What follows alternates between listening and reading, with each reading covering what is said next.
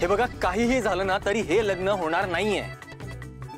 तो फिर डिसाइड कर लो, शादीच्या कार्डचा वेट करायचा की नवऱ्या मुलाला उचलायचं।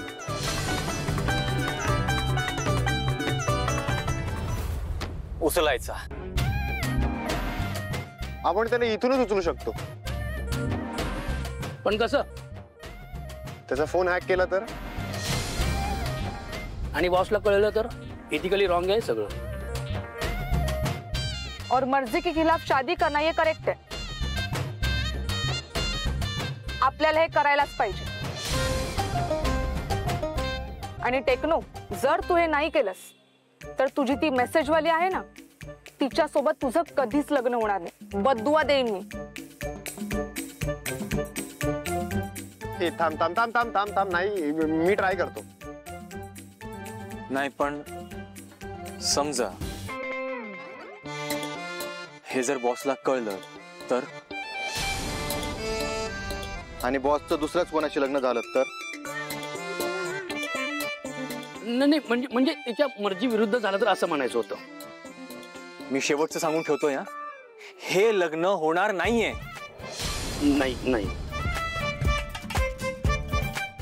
आता फक्त एकच मिशन, बॉसचं लग्न।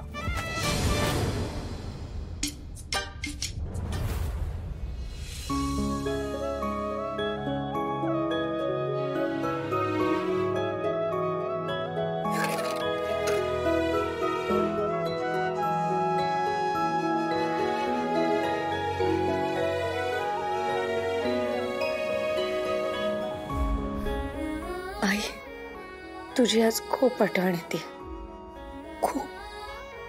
आई, मी निशीच्या आईला शब्द दिला ना म्हणून फक्त हे लग्न करते, पण याचा अर्थ असा नाहीये की मी तुला दिलेला शब्द विसरली।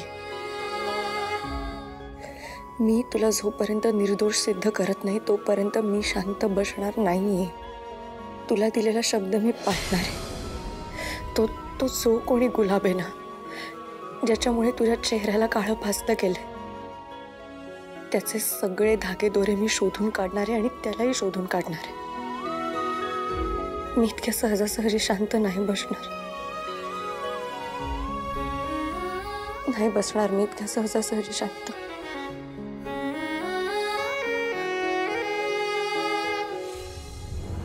सगळ्यांना असं दाखवायचं की मी स्वतः सगळं करते आणि मग भार इतर सगळ्यांवर टाकायचा, हा डाव आहे हिचा।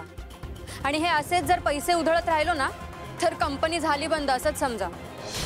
कौशिकीने एकदा जबाबदारी घेतली की घेतली, आणि पैशातच म्हणशील ना तर तुझ्या माहितीसाठी सांगतो, हा सगळा जो काही खर्च आहे ना तिच्या पर्सनल अकाउंट मधनं करते ती, समजलं तुला? हे जे काय बोललीस त्यासाठी माफी माग तिची। मी हिला सॉरी बोलू?